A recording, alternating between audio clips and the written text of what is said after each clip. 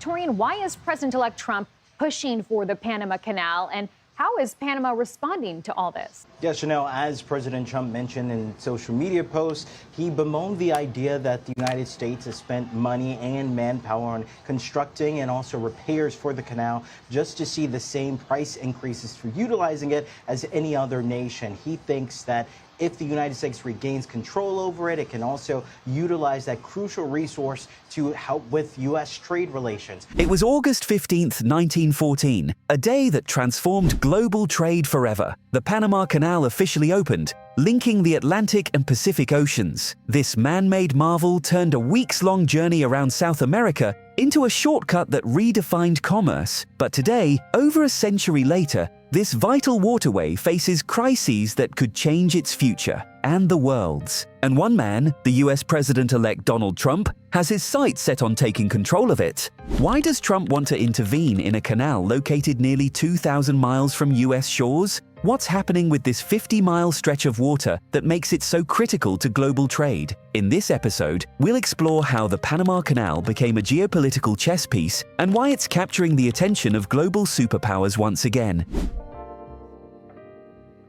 The Panama Canal has been a lifeline for global trade since its inception in 1914. Today, it handles over 14,000 vessels, including $270 billion worth of goods annually. Ships carrying everything from oil and grain to electronics pass through its locks every single day. For the United States, the canal holds a unique significance. Originally built by the US, it was under American control for nearly a century. But in 1977, the US agreed to a treaty that gradually transferred ownership to Panama, completing the handover in 1999. While Panama now manages the canal, its strategic importance to US economic and military interests hasn't diminished. In fact, about 66% of the canal's cargo is either heading to or coming from US ports. This makes it an indispensable route for America's economy and supply chains. Daily Panama Canal traffic has been steadily restricted to start the year, with an expected peak reduction of over 40% by February 2024 due to severe drought. The problem is already affecting supply chains for US and Asian importers. However,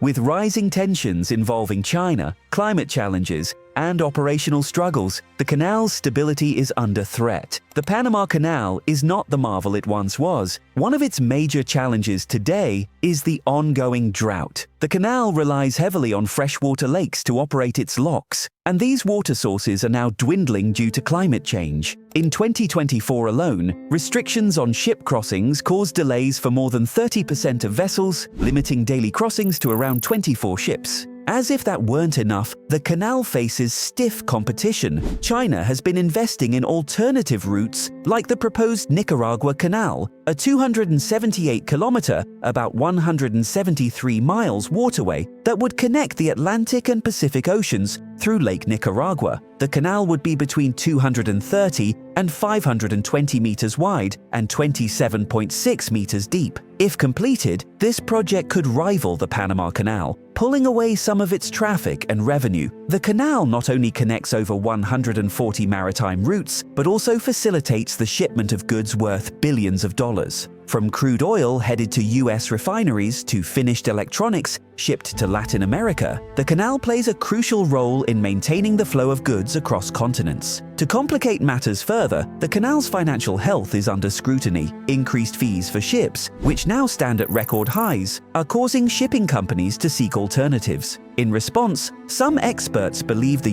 US might need to step in, not only to protect its economic interests, but also to counteract China's influence in the region.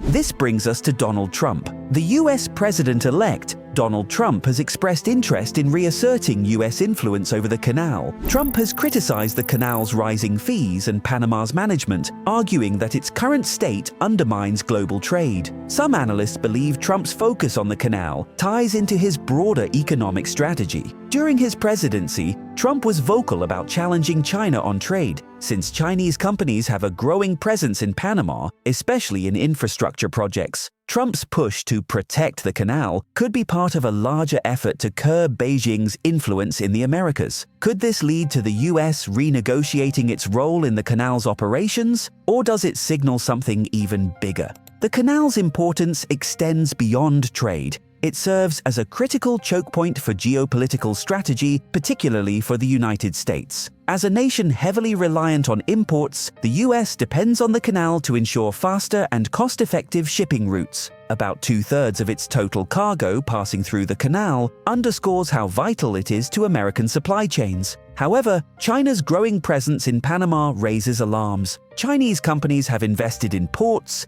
infrastructure, and logistics projects within the country, positioning themselves as major stakeholders in Panama's economy. Critics in Washington see this as part of Beijing's broader strategy to gain influence in Latin America, often referred to as the New Silk Road Initiative. For Trump and others advocating a renewed US role in the canal, this isn't just about trade. It's about maintaining dominance in a region that's increasingly becoming a battleground for global influence. The canal's reliance on freshwater lakes, such as Lake Gatun, has become a critical issue. Climate change has reduced rainfall in the region, leading to a drop in water levels that are essential for the canal's lock system. As a result, large vessels are now required to carry lighter loads to compensate for the lack of water, directly impacting trade volume and shipping costs. The financial strain is also significant. To counter the revenue loss from reduced transit numbers, the Canal Authority has implemented record-high tolls. A single ship can now pay up to $1 million to transit the canal, a move that's pushing shippers to explore alternative routes, including the Arctic Northern Sea route and the Suez Canal. These issues aren't just Panama's problem, they ripple across the global economy. For countries like the US, which rely on timely shipments for critical goods, even minor disruptions can lead to supply chain chaos.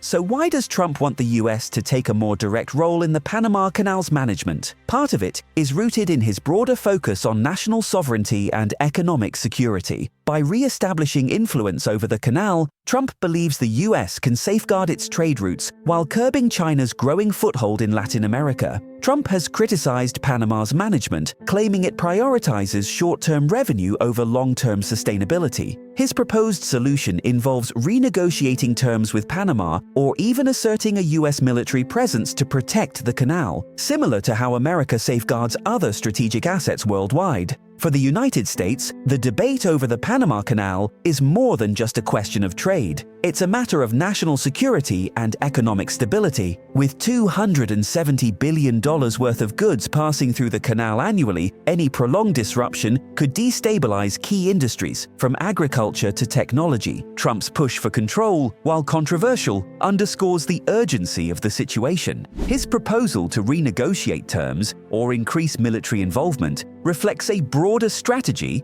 to ensure US dominance in global trade. For Panama, this presents both opportunities and risks. Increased foreign investments could boost its economy, but too much reliance on external powers risks undermining its sovereignty.